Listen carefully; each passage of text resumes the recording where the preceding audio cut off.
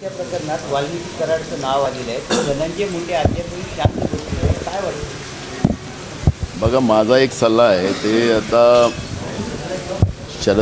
अजित पवारांच्या पार्टीमध्ये आहेत आणि अजित पवारांवरही जेव्हा आरोप झालेत त्यावेळेस त्यांना मंत्रिमंडळातून बाहेर काढलं गेलं होतं. चौकशीच्या नंतर पुन्हा त्यांना घेतलं होतं.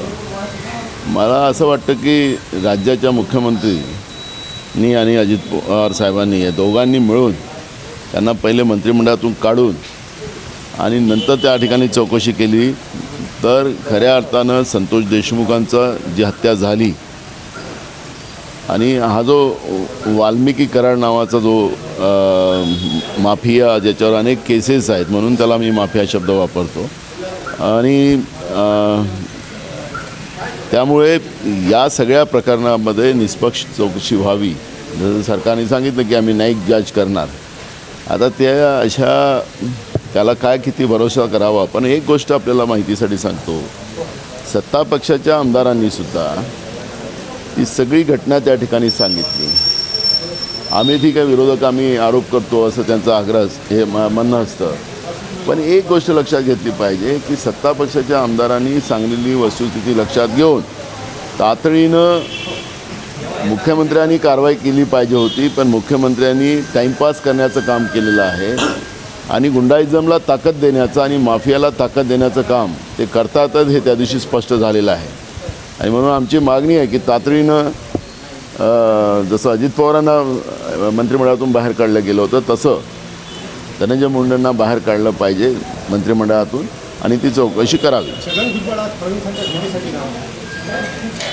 तर मुख्यमंत्र्याला भेटायला जाऊ शकतात ना कोणी दोन. ते मला त्यांच्याबद्दलचं काही माहिती नाही, त्याच्यामुळे मी त्याच्यावरची प्रतिक्रिया देण्याचं काही कारण नाही. अहो, हे लोकातून आलेलं सरकार नाही आहे.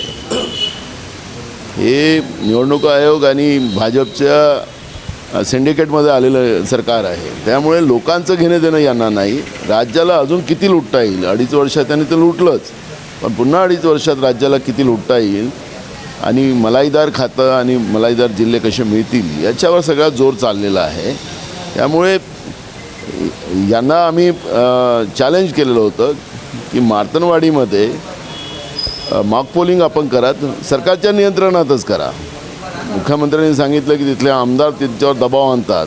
आम्ही सांगितलं की सरकारच्या नियंत्रणात या पद्धतीचं एक मॉक पोलिंग करा, म्हणजे दूध का दूध पाणी का पाणी होईल.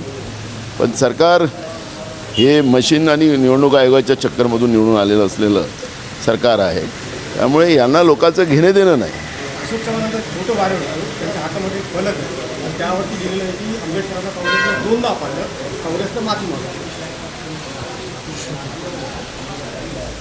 आता मानसिकता कोणाची काय आहे, ज्यांना काँग्रेसने एवढं मोठं केलं त्या व्यक्तीकडून ह्या अपेक्षा नसाव्यात.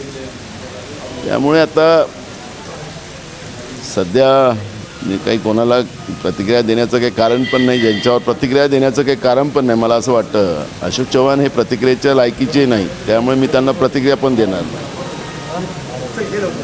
धारावी पूल कंत्राट आता अदानीलाच भेटणार आहे. झालं ना, सरकारने पहिलेच JR पण काढला आणि 2 दिवसाच्या पहिलेच धारावी अदानीच्या घशात टाकण्यात आलेली आहे. त्याच्यामुळे सगळं ठरलेलं आहे. अदानी, केंद्रातले BJPचे नेते आणि निवडणूक आयोग महाराष्ट्राच्या राजकारणामध्ये लोकशाही संपवण्याचं जे पाप घडवलं होतं आणि उद्योगपतींच्या माध्यमातूनच हे पूर्ण राज्य चालावं, त्याचं सगळ्यात मोठं उदाहरण धारावीचं आहे. आणि सरकारने कोर्टाचा निकाल येण्याच्या पहिलेच त्या पद्धतीचं सर्क्युलर काढून टाकलं. भारत जोडोमध्ये तुम्ही स्वतः होता, 4,500 किलोमीटर राहुल गांधी स्वतः चालली, त्याला आता नक्षलवाद कनेक्शन दाखवते. काठमांडूची बैठकसुद्धा झाल्याचं फडणवीस यांनी हाऊसमध्ये बोलून दाखवलं. म्हणून आम्ही त्यांना पत्र दिलेलं आहे. आता मी स्वतः नेऊन दिलेलं आहे पत्र की मला कुठल्या नक्षल यंत्रणा तिच्यात होत्या, कुठल्या संघटना होत्या, त्याची अद्यावत यादी आम्हाला माहिती द्या. आणि तुम्ही राज्याचे गृहमंत्री होतात त्यावेळेस केंद्रात सरकार तुमचं, हे तर फेल्युअर यांचंच आहे. नरेंद्र मोदीचं फेल्युअर आहे असं देवेंद्र फडणवीसाला सांगायचं आहे का? म्हणून आम्ही त्यांना पत्र दिलेलं आहे की तुम्ही तातडीनं आम्हाला हे जे नक्षल मुवमेंटवाल्या ज्या संघटना आहेत त्यांची यादी आम्हाला तातडीने द्यावी असं लिखित पत्र मुख्यमंत्र्यांना आम्ही दिलेलं आहे.